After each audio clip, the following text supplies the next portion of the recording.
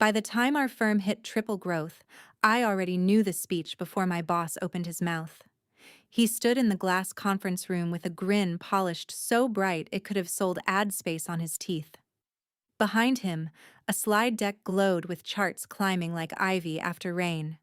Everyone clapped when the revenue graph shot upward. Some of them clapped because they were proud. Some clapped because rent was due. I clapped because I had built half those lines with my own hands. My name is Cora. I was in my mid-20s, account strategist at a marketing firm called Blue Ember Collective, and the unofficial janitor of every neglected client account nobody else wanted. When I joined, our backlog looked like a yard sale of broken promises, regional retailers with stale campaigns, family-owned service businesses with ugly websites and no customer tracking, a wellness chain spending money on ads with all the grace of tossing cash into a pond and hoping fish learn to code. I rebuilt their funnels, rewrote their offers, fixed their reporting, and made sure they could see where every dollar went.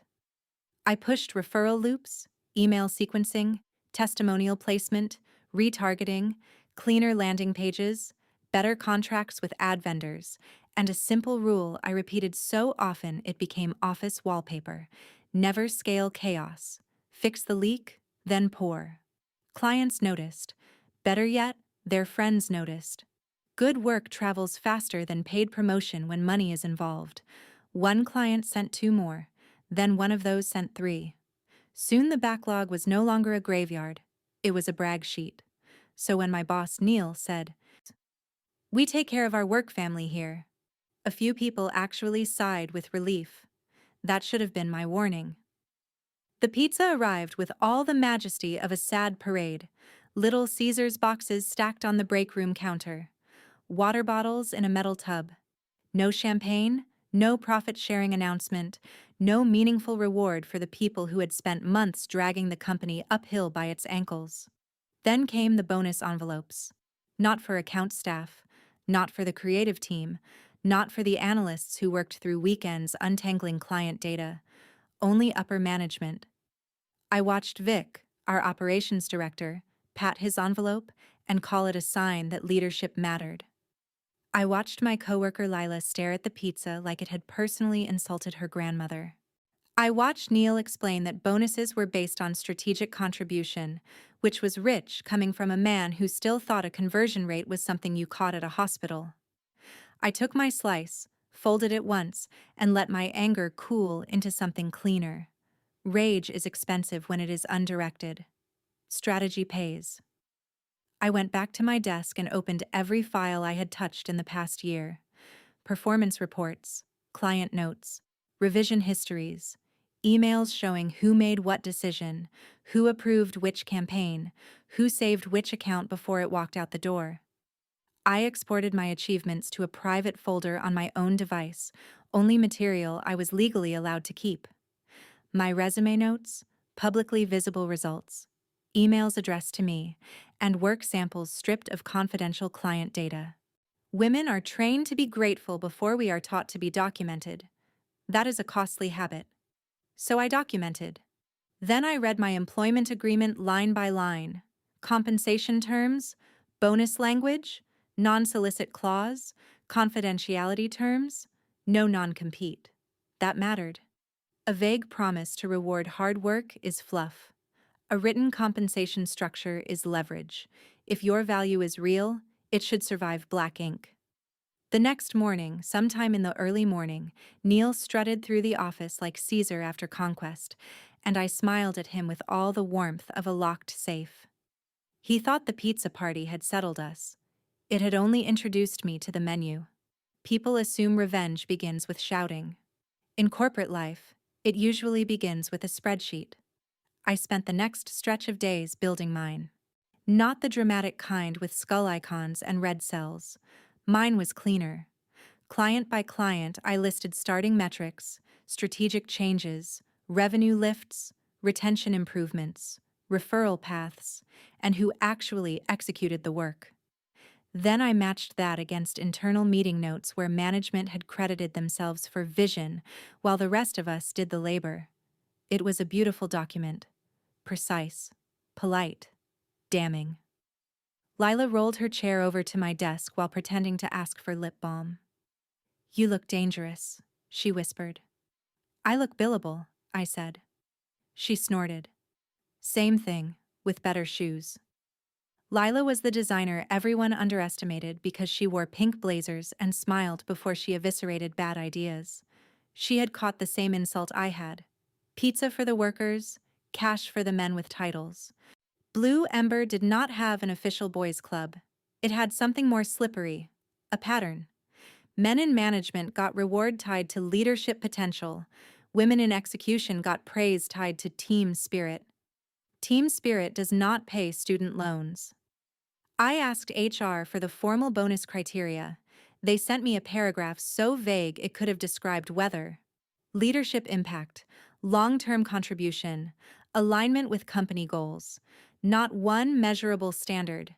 That matters more than people think. A company can choose its bonus structure, but once it creates one, inconsistency becomes a breeding ground for favoritism, and favoritism gets expensive when it overlaps with gendered patterns, written promises, or retaliatory behavior. I was not eager for a courtroom. I was far more interested in leverage. Still, I liked having the law sitting quietly at my shoulder like a well-dressed ant with a sharp handbag. I also liked timing. Clients had started asking for me by name. Not because I was loud, because I answered emails, fixed problems, and could translate marketing nonsense into plain English. When women handle money, vendors, service contracts, and family businesses, plain English is armor. Fancy wording is often where the trap lives. One of our oldest clients, a home services company run by a widow named June, called to thank me for increasing her booked leads without increasing ad spend. "You saved me from hiring my nephew," she said. "You have my eternal gratitude." "That is higher praise than money," I said. "It is not," she replied. "But it is close." I laughed, then paused. "June, have you updated your vendor contracts lately?" "No." "Why?" "Because when a provider becomes important to your revenue, you need clear scope, ownership of data, cancellation rights, and access credentials in your own name. Never let a vendor hold your digital keys." She went silent, then said, "That sounds like experience talking." "It sounds like self-preservation." That became a habit. Every client call included two things: results and protection. Own your domain, control your ad accounts, keep approvals in writing, put fee changes in signed amendments, separate company money from family money. If a spouse, partner, or relative joins a business, define authority before resentment invents it for you. Nobody thanks you for guardrails until the bridge starts shaking. The more I spoke that way, the more clients trusted me. The more they trusted me, and the more dangerous I became to men who thought charisma could replace competence. Then came the final insult. At another all-hands meeting, Neil praised my support role in our growth story. Support role. As if I had handed out sticky notes while he conquered kingdoms. As if the client referrals had sprouted from his beard. After the meeting, he stopped by my desk and said, "You are doing great work, Cora. Stay loyal. Your season is coming." That sentence should be taxed. I looked up and smiled. "I prefer agreements to seasons." He laughed like I had made a joke. I had. He just did not realize he was the punchline. That evening, I booked a consultation with an employment attorney, paid for with my own money and my own caution. Not because I wanted a war, because every woman deserves to know whether the floor beneath her is tile or paper. Mine, I learned, was sturdier than Neil expected. The attorney was named Mina, and within 10 minutes she had done more for my peace of mind than Blue Ember had done in 2 years of team-building emails. She read my agreement, my bonus correspondence, and the notes I had taken after meetings. Then she set her glasses down and said, "Good. You have not confused outrage with evidence." I nearly hugged her. She explained what mattered. My company could deny discretionary bonuses if the plan truly was discretionary. Annoying, but legal. However, if leadership had made repeated written representations about rewards tied to measurable growth, if there were patterns of unequal treatment, or if they retaliated after I raised concerns. My position improved. She also confirmed something that made my mood sparkle. My contract had no non-compete, only a non-solicit clause and confidentiality duties. I could leave, compete, and build. I just could not take confidential data or actively poach certain clients for a limited period. There is something deeply romantic about legal clarity. People think power is loud. Often it is simply knowing where the fence actually stands. Armed with that, I made two decisions. First, I would ask for what I was owed in writing. Second, if they played games, I would leave in a way that cost them prestige, not my integrity. I drafted a memo so crisp it could have been served on a silver tray.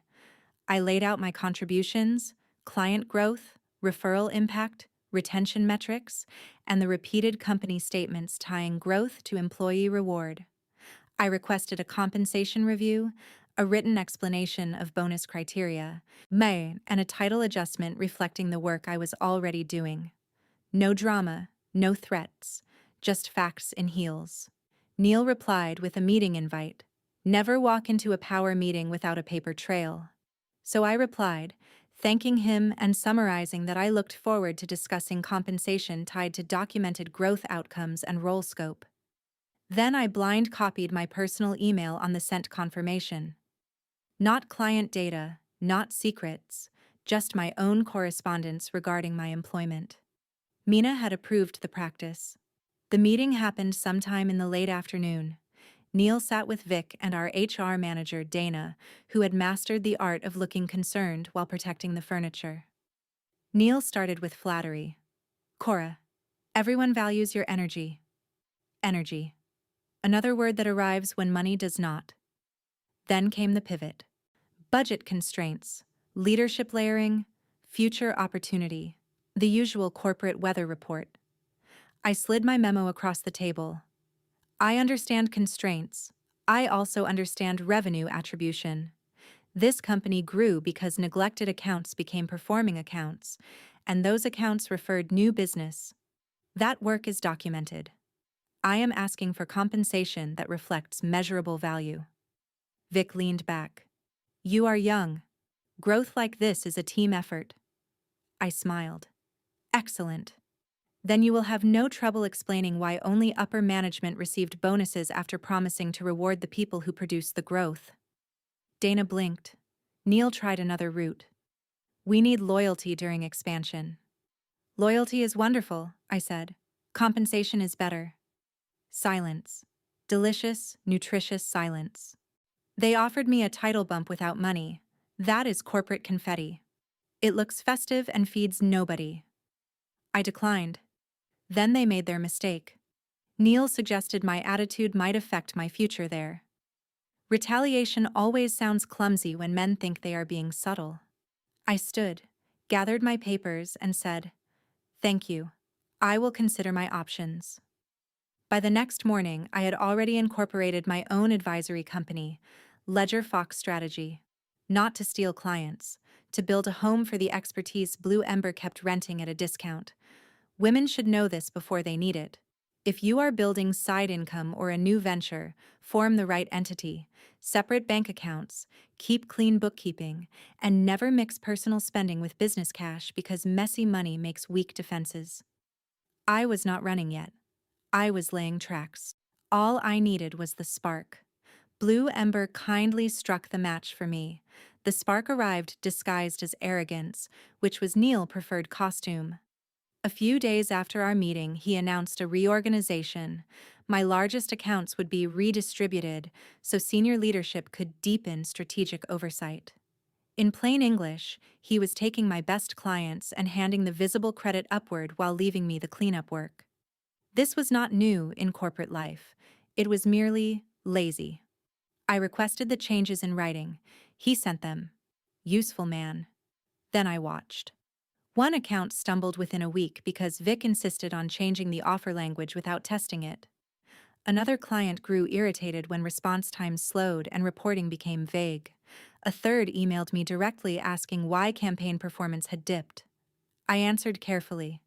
Staying professional, giving only approved information, never undermining the company, never crossing a legal line. June called me again, voice sharp as a tailor needle. What happened over there? My numbers look like they took a nap. I chose my words with the elegance of a woman crossing ice in expensive boots. Your account structure changed internally. You have every right to request a strategy review, raw performance access, and written explanation for any material change to your campaigns. She went quiet. I see. What she saw, I suspect, was that competence had been replaced by title. Within days, 2 more clients started asking tougher questions. Not because I stirred them, because bad leadership is an amateur magician. It distracts with talk while the money disappears. Then came the client appreciation event. Neil loved a room with appetizers and soft lighting because it gave him space to perform executive wisdom. He stood near a banner boasting Blue Ember success stories while I circulated, smiling, listening, filing away every expression of concern. A banker named Ria, who owned a regional consulting firm and had become a client through referral, cornered me near the dessert table. You handled my onboarding, she said. Now I get 3 different people sending contradictory advice. Are they trying to market my business or summon demons? That depends, I said. How many spreadsheets are involved? She laughed. Then her face settled. I only signed with them because of your clarity. That sentence landed like a key dropping into my palm. I still honored my obligations. I did not solicit. I did not pitch. I did not whisper promises behind potted plants like a drama villain with a laptop. But I did something much more effective. I resigned. My letter was precise, professional, and free of melodrama. I thanked them for the opportunity, confirmed my final date, requested written confirmation of post-employment obligations, and reminded them to preserve my personnel and compensation records. That last line was for flavor. Neil called me into his office and looked genuinely wounded, which was almost charming. You are making a mistake, he said. I doubt it. You will not have the infrastructure. I built most of yours. He frowned. Clients trust Blue Ember. I tilted my head. That is a lovely theory. He tried fear next. This industry is small. So are escrow clauses, but they protect real assets every day. He stared at me. Wit is wasted on insecure men, but I enjoy wasting it. Once my resignation became public, my inbox filled with well wishes from coworkers and careful messages from clients thanking me for my work. I answered with grace and boundaries. No pitching, no nudging, no games. Then the referrals started anyway. Not from me, from people talking. That is the splendid thing about reputation. It is legally portable.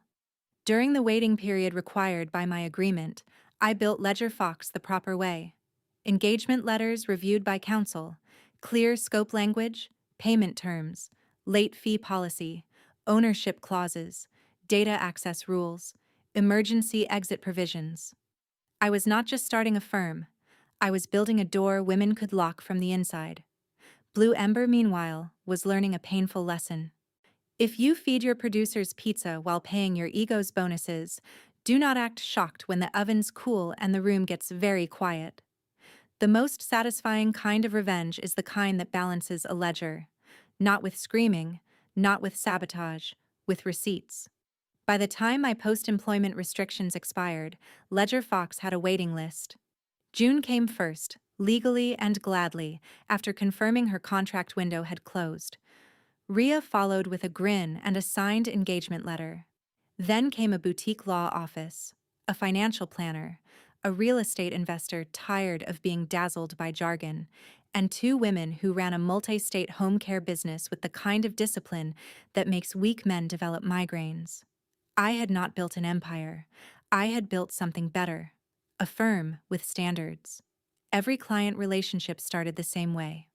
I reviewed their contracts, ad account ownership, approvals process, payment controls, and referral terms before we touched a single campaign. If a husband wanted access to the company account but was not on formation documents, we fixed it. If a nephew had vendor authority with nothing in writing, we fixed it. If a founder kept business property in her personal name without understanding liability, we sent her to proper counsel and fixed what we could. Marketing can grow money. Governance keeps it from leaking into other people's pockets. Women especially are told to focus on earning more without being taught how to keep more. That gap funds a lot of bad behavior. As for Blue Ember, word spread faster than Neil could polish his slides. Clients complained about turnover. Referral flow slowed. One senior manager left. Another was quietly pushed out. Then, in a twist so tidy it deserved framing, Dana from HR reached out to me for a reference to an employment consultant. Apparently, several former staff had raised concerns about bonus practices and role disparities. I gave her a name. Professionalism is revenge in pearls. Months later, I attended an industry panel and found Neil sitting in the second row, looking like a man who had been introduced to consequences against his will. I was there as a speaker. Not because I had been loudest, because results age well. During the audience questions, a woman near the back asked how younger professionals could protect themselves when employers praised them publicly but underpaid them privately. I did not look at Neil when I answered. I did not need to. Keep records of your contributions. Read every agreement before you sign it. Ask how bonuses are calculated and get the answer in writing. Never assume loyalty will substitute for compensation. Build savings before you need courage. If you create value, know exactly where it sits, who controls it, and what rights you have when you walk away. And if a company calls you family while locking the treasury upstairs, believe the lock. A hush moved through the room, then laughter, then applause. Afterward, women lined up to speak with me. Some wanted strategy, some wanted contract tips. One wanted to know how to tell whether her brother-in-law was quietly taking money from the family business. I gave her a starting point. Segregate duties, review statements, match vendor invoices to approvals, and never let affection outrank controls. That evening, sometime after the event ended, I sat in my office with city lights reflecting off the window and an absurdly good takeout salad on my desk. Lila, now my creative director, kicked her shoes off and raised a glass bottle of sparkling water. "To your old work family," she said. I smiled. "May they enjoy their pizza." She laughed so hard she nearly fell off the sofa. And me? I enjoyed the thing they never thought to reward until it was too late. Not praise, not promises, ownership.